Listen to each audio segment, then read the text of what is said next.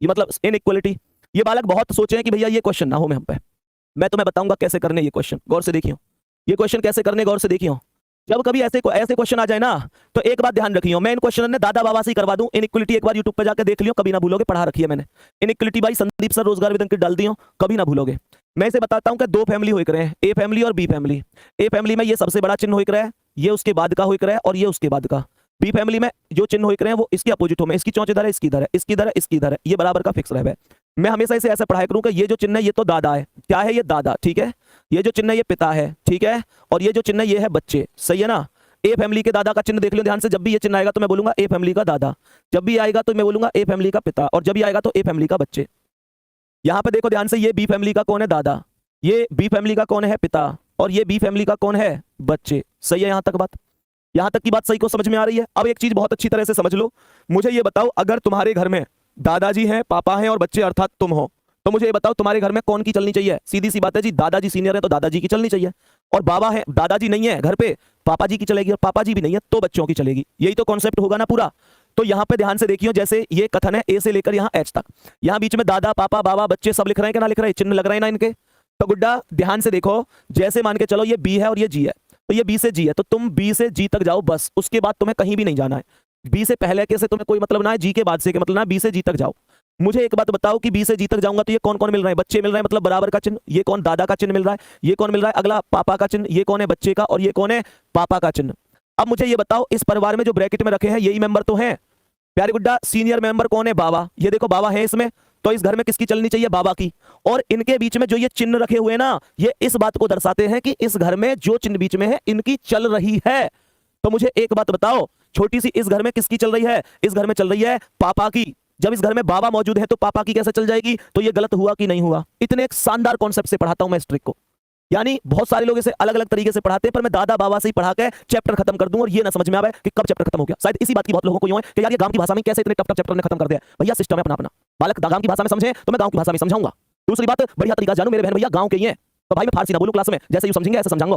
मुझे कोई जोर ना पड़े बात उनते कि मैं अंग्रेजी पढ़ता रहूं यहां और यहां गांव के बालक बैठे। भाई बालक भी गांव के ही हैं, मास्टर भी गांव का ही है, तो फिर समझेंगे भाई अपना अपनी व्यवस्था है, यहाँ कौन सी बात है। चलो आओ क्वेश्चन पे एक बात, समझ रहे हो ना? बहुत बढ़िया। अब देखो ध्यान से, ये दूसरा वाला देखो, ए से लेकर सी तक जाना है, तो ए से ए ये है और सी ये है। देखिए ध्यान से कैसे करेंगे, सब समझ में आ जाएगा।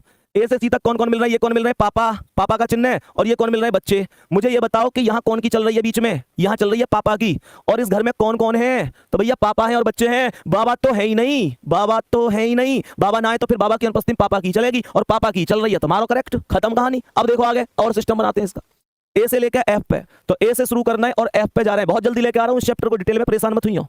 ए से लेकर एफ तक जा रहा हूं मैं। ए से एफ तक कौन कौन मिले देखो, बच्चे मिले, नहीं सॉरी ये तो पापा है ना, पापा मिले, फिर बच्चे मिले, फिर बाबा मिले, और फिर पापा मिल गए, ठीक है। अब यूं देखो इस घर में कौन कौन बैठे हैं? इसमें पापा बैठे हैं, बच्चे बैठे हैं, बाबा बाबा भी बैठे हैं, बाबा भी। तीसरा वाला जल्दी से बता दो सही है कि गलत है, बोलो हाँ या ना, जल्दी बोलो सही है कि गलत है, यहीं कहीं क्लास में खत्म करके जाओ मामले है। भाई साहब बाबा सीनियर हैं, बीच में कौन बैठे? ये पापा की चल रही है। ओ भाई बाबा बैठे तो पापा की कैसे चल गई? बाबा सीनियर है यार, ऐसा मत करो। तीसरा गलत है, बहुत सुंदर। आओ एक बार चौथे पे एक बार आओ।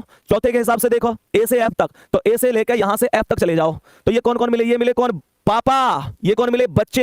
ये कौन मिले? बाबा। ये कौन मिले? पापा। ये कौन मिले? बच्चे।